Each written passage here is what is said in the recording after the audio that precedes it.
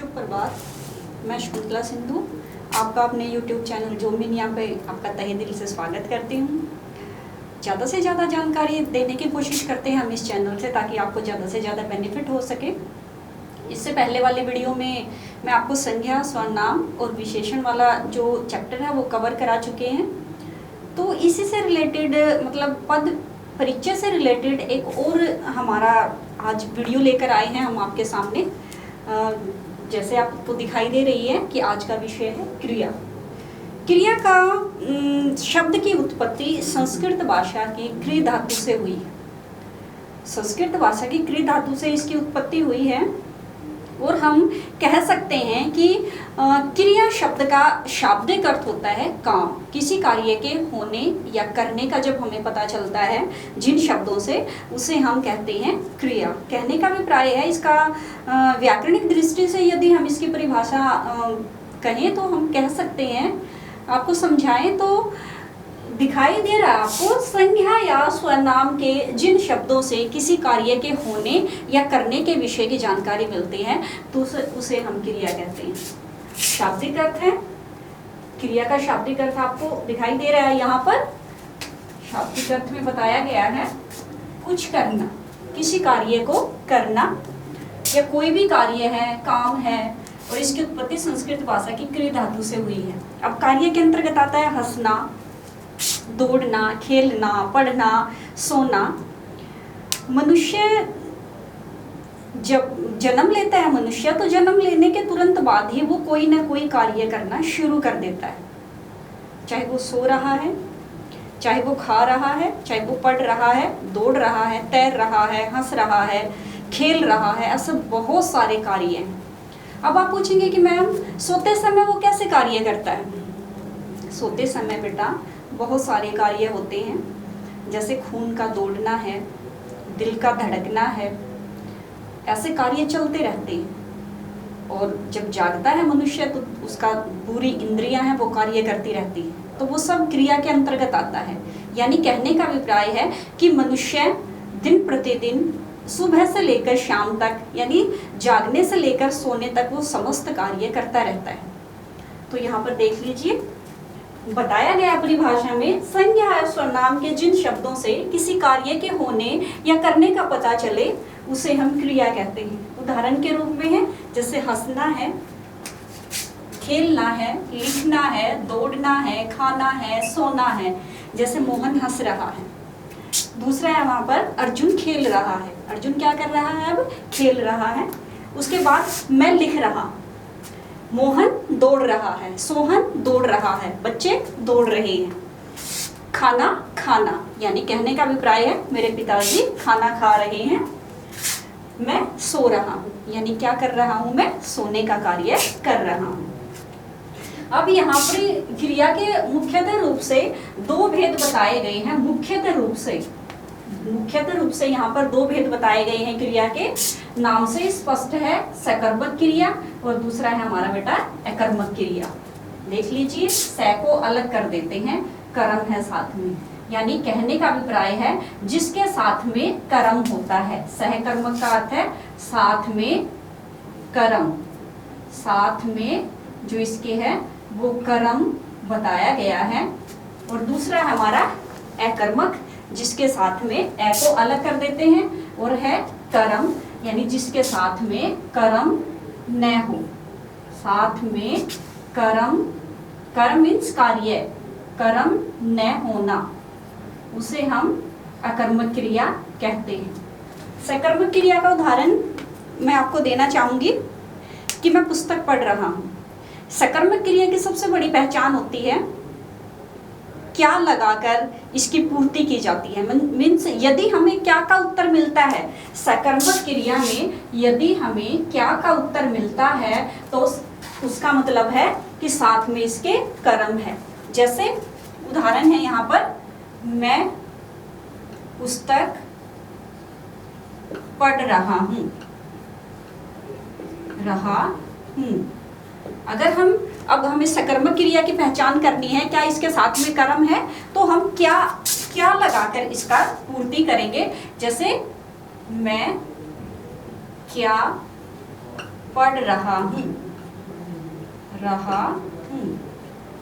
तो यहाँ पर हमें आंसर मिला है क्या पढ़ रहा हूँ। आप भी देख लीजिए, मैं क्या पढ़ रहा हूँ, तो आंसर तुरंत आता है हमारे पुस्तक, यानी क्या है, मैं पुस्तक को पढ़ रहा हूँ। इसके साथ में कर्म है, जैसे मैं फुटबॉल से खेल रहा हूँ, तो फुटबॉल यहाँ पर कर्म है उसके साथ में।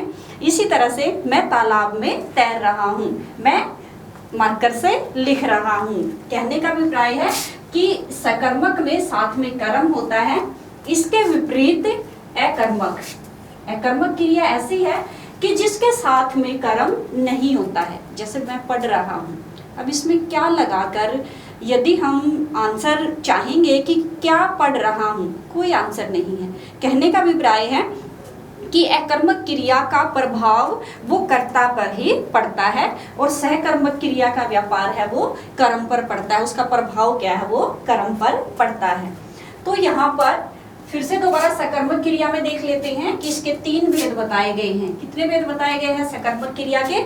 मुख्यतः रूप से यहाँ पर 3 भेद बताए गए हैं। नंबर 1 है एक कर्मक, नाम से स्पष्ट है, जिसके साथ एक कार्य होता है। जैसे मैं पुस्तक पढ़ रहा हूँ, अर्जुन दौड़ रहा है, तो एक ही कार्य कर रहा है, यानी करने वाला जब एक समय में एक ही कार्य करता है तो वो एक कर्मक कहलाता है। इसके विपरीत है हमारा द्विकर्मक, नाम से स्पष्ट है, 2 कर्म। 2 कर्म का अभिप्राय है जब एक कार्य करने के बाद दूसरा, जैसे मोहन सोहन को पत्र लिखता है, तो यहाँ पर मोहन सोहन को पत्र लिखा है वो अलग है। यहाँ पर द्विकर्मक का अभिप्राय है 2 कर्म।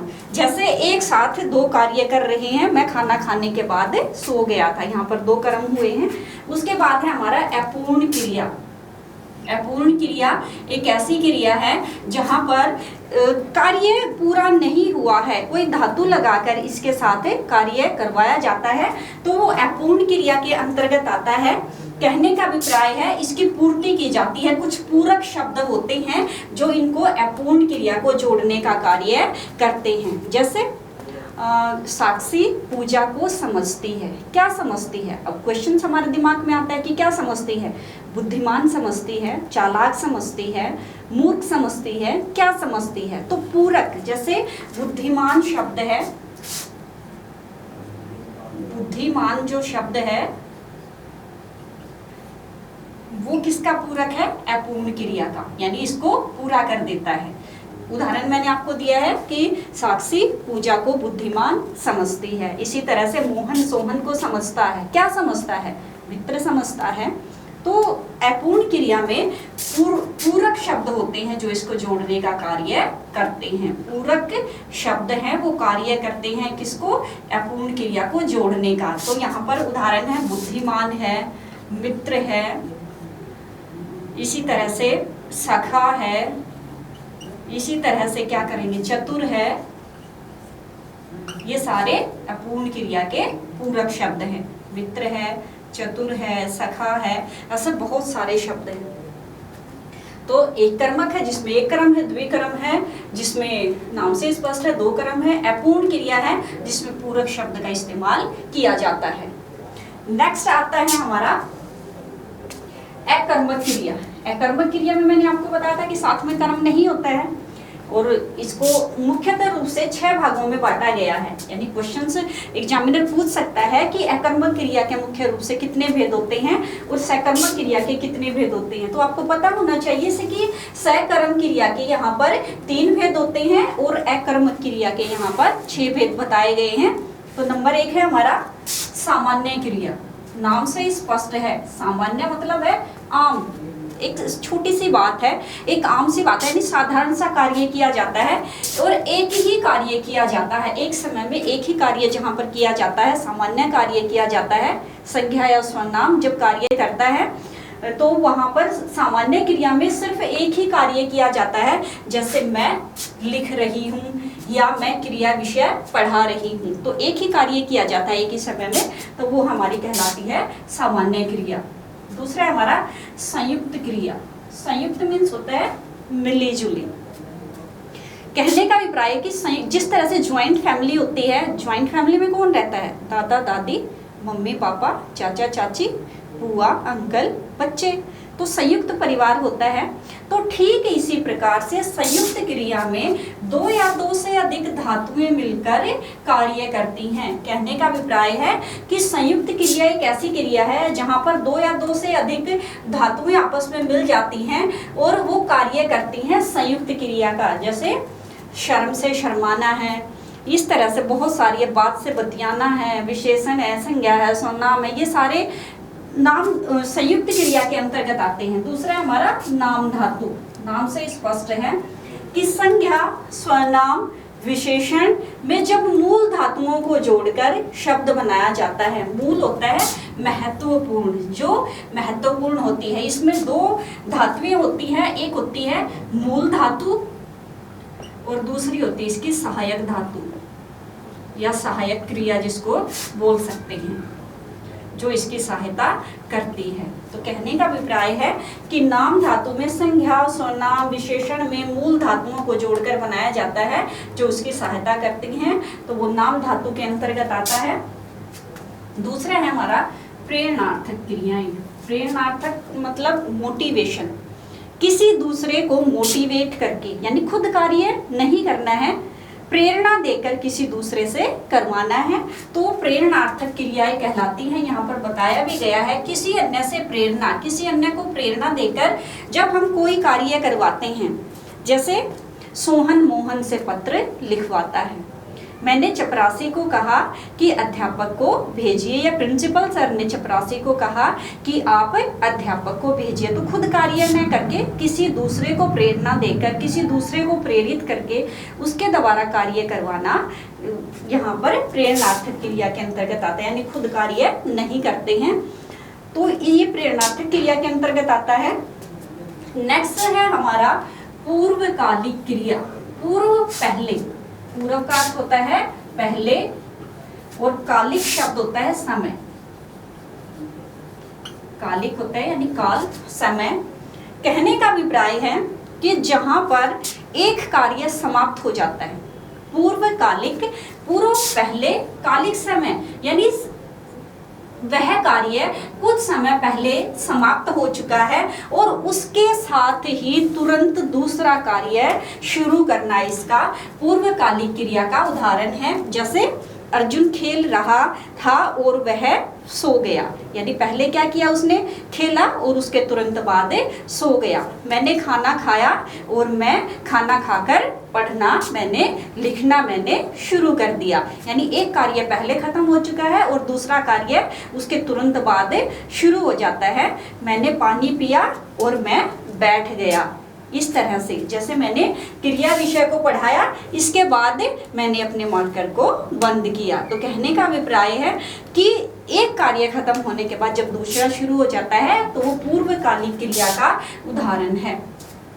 जैसे मैं सुबह 6 बजे उठा और समय पर स्कूल पहुंचा। पहले उठा और उसके बाद क्या किया, फिर समय पर स्कूल पहुंचा। तो यहाँ पर तुरंत दूसरा कार्य किया जाता है। नेक्स्ट है हमारा अपूर्ण क्रिया। नाम से स्पष्ट है अपूर्ण, यानी जब कार्य समय पर नहीं होता है।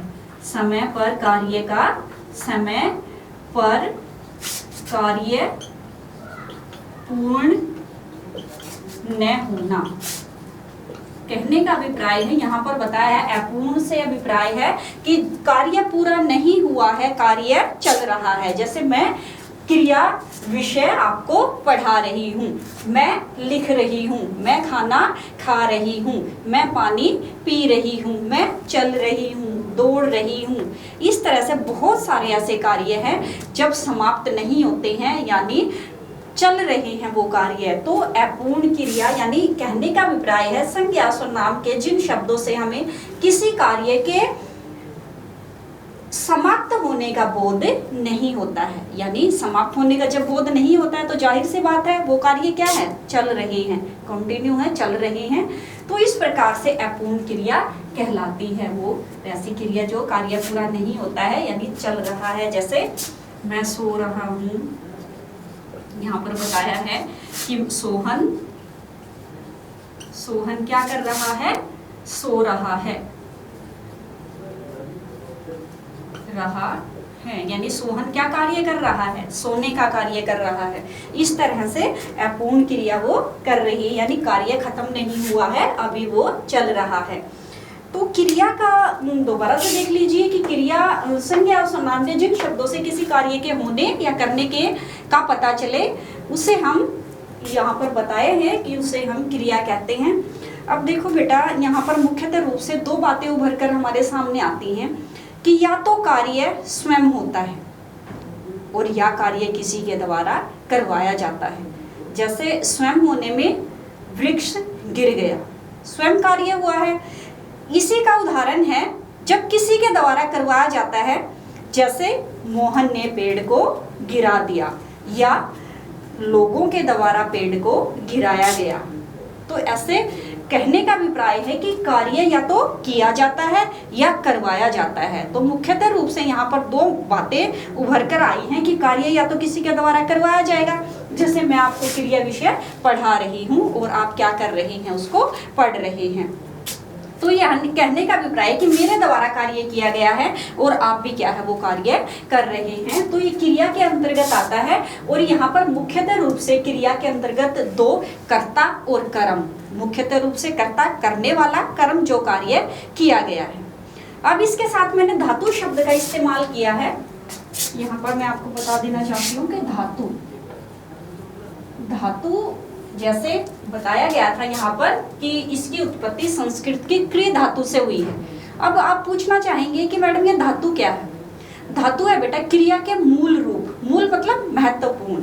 क्रिया के मूल रूप को हम कहते हैं, जैसे यहाँ पर है मूल रूप होता है धातु, मूल रूप किसका? क्रिया का। जैसे पढ़, सो, लिख। यहाँ पर पढ़ से इससे जो प्रत्यय लगाकर शब्द बनाए जाते हैं, जैसे पढ़ से पढ़ना, पढ़ना, सो से सोना, लिख से लिखना। कहने का अभिप्राय है कि यहाँ पर जो प्रत्यय लगाए जाते हैं तो प्रत्ययों के योग से जब धातु का निर्माण होता है, मूल रूप से होते हैं, धातु मूल होते हैं, इनमें परिवर्तन नहीं कर सकते हैं, सिर्फ इनमें प्रत्यय लगाकर इसके रूप में परिवर्तन कर सकते हैं। जैसे बात से बतियाना है, शर्म से शर्माना है, नहा से नहाना है, इस तरह से बहुत सारे ऐसे शब्द हैं। तो यहाँ पर धातु भी हो चुका है, शाब्दिक अर्थ है कुछ करना, कोई कार्य, काम। संस्कृत भाषा की क्रिया धातु से इसकी उत्पत्ति हुई है। भेद यहाँ पर क्रिया के मुख्यतः रूप से दो भेद हैं। एग्जाम में क्वेश्चंस पूछे जा सकते हैं कि क्रिया के कितने भेद होते हैं, तो आपको पता होना चाहिए कि क्रिया के मुख्यतः रूप से दो भेद होते हैं। नंबर 1 है सकर्मक क्रिया और नंबर 2 है हमारा अकर्मक क्रिया।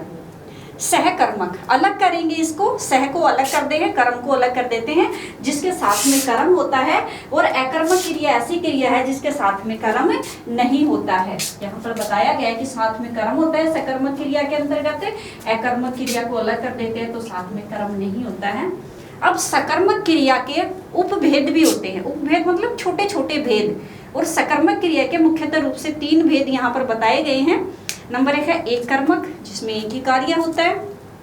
नंबर 2 है हमारा द्विकर्मक, जिसमें एक साथ 2 कार्य होते हैं। और नेक्स्ट है हमारा अपूर्ण क्रिया, यानी यहाँ पर बताया गया कि अपूर्ण क्रिया जहाँ पर कार्य क्या है वो चल रहा है। पूरक शब्द की उत्पत्ति, यानी उनको जोड़ने के लिए पूरक शब्दों की सहायता पड़ती है। तो वो अकर्मक क्रिया के उदाहरण है, सकर्मक क्रिया के उदाहरण है। नेक्स्ट है हमारा अकर्मक क्रिया।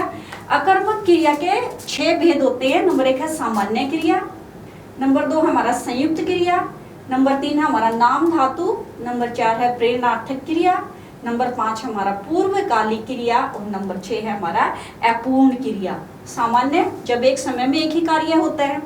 संयुक्त 2 या 2 से अधिक धातुएं मिलकर एक साथ कार्य करती हैं। नाम धातु संज्ञा सर्वनाम विशेषण में मूल धातुओं को जोड़कर बनाया जाता है, जैसे नाम धातु में बात से बतियाना है। इस तरह से प्रेरणार्थक क्रिया किसी अन्य से प्रेरणा देकर, उसको मोटिवेट करके, खुद कार्य नहीं करना है, किसी दूसरे से कार्य करवाना है, उसको मोटिवेशन देकर, उसको प्रेरित करके।